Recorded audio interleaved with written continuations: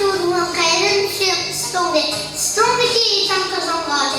Ama çölde kalkayı büyüken kalkınca bir haletten mahkum olması rağmen. Kalkmayı durduğum kayarın dışım Stone.